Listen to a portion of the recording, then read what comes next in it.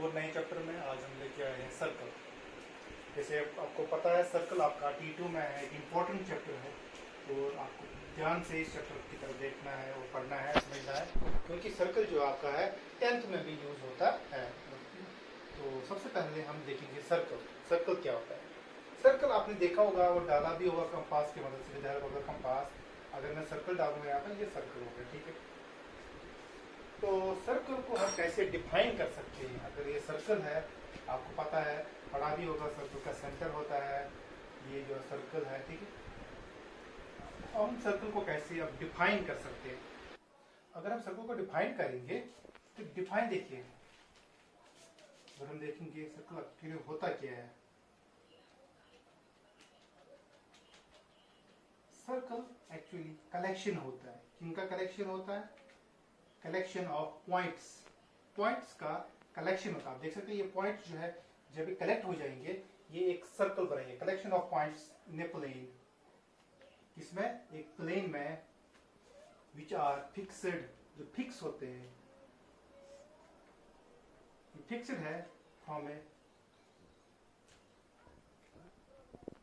यहाँ इक्विडिस्टेंट कह सकते हो, यहाँ which are equidistant, which are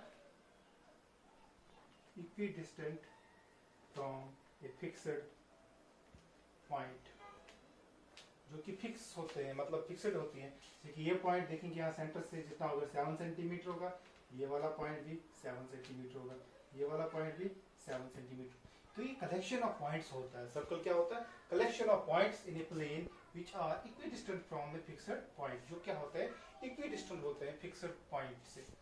तो अगर हम दूसरी डेफिनेशन भी बोल सकते हैं, ये लोकस होता है, या लोकाई, मतलब locus is a collection of points. Locus is a collection of points. तो याद रखना है आपको, सर्कल क्या होता है? Collection of points which are equidistant from a fixed point. अब कुछ टर्म्स जो है वो रिलेटेड करती है सर्कल के साथ। टर्म्स रिलेटेड टू सर्कल, कुछ टर्म्स जो है वो सर्कल के साथ रिलेटेड है। जैसे कि पहला है, हम बताएंगे आपको, वो है रेडियस। रेडियस, जैसे कि आप सर्कल डाला, सर्कल आपको पता है अब कलेक्शन ऑफ पॉइंट्स होता है which are equidistant from a fixed point. तो इसका सेंटर जो जहां से इक्विडिस्टेंट है उसको हम सेंटर बोलते हैं, and that point is known as centre. Point is known as centre. तो अब देख सकते हो रेडियस। रेडियस क्या होती है? ये लाइन सेगमेंट होती है। मैं बताऊंगा आपको, एक लाइन सेगमेंट होती है फ्रॉम, कहां से? From a fixed point. जो फिक्स्ड पॉइंट है उस फिक्स्ड पॉइंट को हम क्या बोलते हैं? उसको हम बोलते हैं सेंटर। एक ऐसी लाइन सेगमेंट जो कहां से? फिक्स्ड पॉइंट, जो सेंटर, जो फिक्स्ड पॉइंट है, टू द सर्कल। कहां तक? सर्कल तक। जैसे कि आप देखोगे ये पॉइंट यहाँ फिक्स पॉइंट, इसे हम सेंटर बोलते हैं। यहां से यहां तक जो लाइन सेगमेंट बनेगी ए ओ, उसको हम रेडियस बोलते हैं। ए ओ क्या होता है? इस सर्कल का रेडियस है।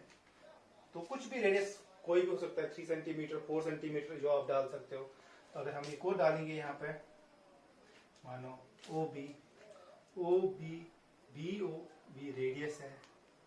मगर याद रखना है सर्कल का रेडियस जो है इक्वल होता है, जितना ओ ए है उतना ही बी ओ होगा। अगर एक ही सर्कल है, अगर एक ही सर्कल है, दोनों का रेडियस जो होगा वो इक्वल होगा। वो दोनों का रेडियस क्या होगा? इक्वल। तो we can say that radius जो होता है सर्कल का वो हमेशा इक्वल होता है। अगर ये सी है, ओ सी, ये भी ओ बी के बराबर होगा, वो भी ओ ए के बराबर होगा। अब याद रखना है रेडियस एक लाइन सेगमेंट होती है, जो कि क्या होती है? Line segment fixed from the centre, which is from the centre to the circle. Circle से सेंटर की तरफ जो लाइन सेगमेंट होती है उसको हम रेडियस बोलते हैं। अगर हम सेकंड वन की तरफ जाएंगे, दैट इज सर्कमफ्रेंस। सर्कमफ्रेंस।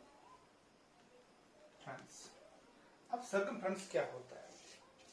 अगर हम यहाँ पे सर्कल डालेंगे, यहाँ पे ये मैंने सर्कल डाला, इसका सेंटर ओ है।